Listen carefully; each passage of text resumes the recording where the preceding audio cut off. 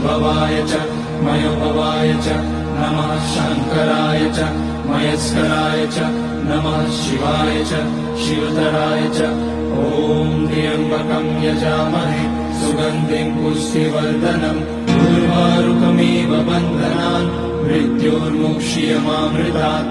नागेन्द्रहाराय त्रिलोचनाय भस्माङ्गराय महेश्वराय नित्याय शुद्धाय दिगम्बराय तस्मै नकाराय नमः शिवाय।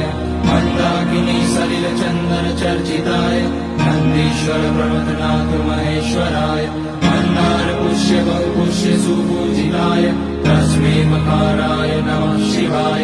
शिवाय गौरी वदनाब्ज वृन्द सूर्याय रक्षाध्वरनाशकाय श्रीनीलकण्ठाय वृषध्वजाय तस्मै शिकाराय नमः शिवाय।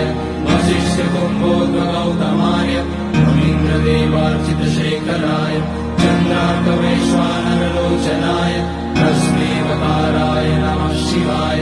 यज्ञस्वरूपाय जटाधराय पिनाकहस्ताय सनातनाय दिव्याय देवाय दिगम्बराय तस्मै यकाराय नमः शिवाय।